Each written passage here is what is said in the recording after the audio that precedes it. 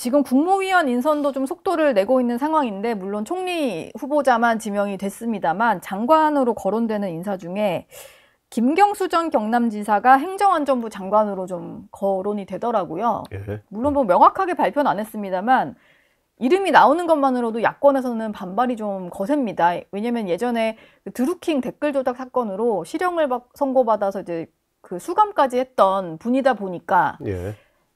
이렇게 선거법을 어긴 사람이 전과까지 있는 사람이 선거를 좀 관리해야 되는 행정안전부 장관직을 하는 게 맞느냐 이런 지적이거든요. 좀 어떻게 보시나요? 저는 이제 지금 이재명 대통령님의 대통령실에서 인사 작업을 어떻게 하고 있는지 저는 전혀 정보가 없습니다. 네. 알 수가 없는데 그래서 김경수 전 지사를 행안부 장관으로 검토하고 있는지 여부는 저는 알 수 없고요. 예. 그래서 그걸 전제로 말씀하는 것 자체가 과연 타당한지 잘 모르겠습니다. 일단 보도들은 되고 있지만 이게 실제가 맞는지는 알 수가 없으니까. 네. 그다음에 예. 두 번째는 김경수 전 지사에 대해서 사면 복권 해준 정부가 국민의힘의 윤석열 정권이었잖아요. 예. 네. 그건 이제 국민화합 차원에서 그렇게 했던 것이죠.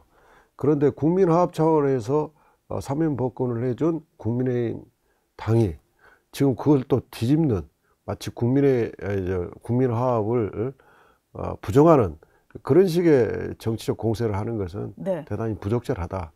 그리고 뭐 전과자 재활용 이렇게까지 발언하는 것은 동시대의 유력 정치인에 대해서 그렇게까지 발언하는 것은 대단히 부적절하다 이렇게 생각합니다. 예.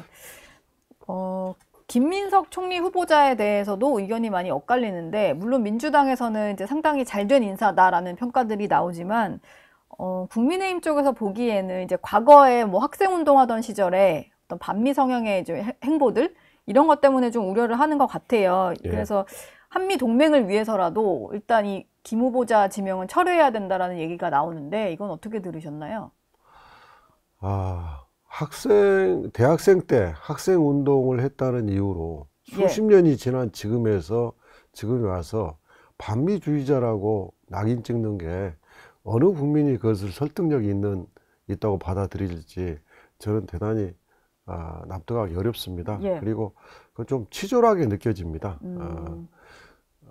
이재명 대통령께서는 한미 동맹이 매우 중요하다. 한미 동맹은 굳건하게 지켜야 된다. 그런 입장을 여러 번 밝히셨고 또 일본이나 러시아, 중국 등과는 국익 외교를 해야 된다. 네. 국익 외교는 외교의 기본 아니겠습니까? 네. 국익 외교를 반대할 사람이 누가 있을까요?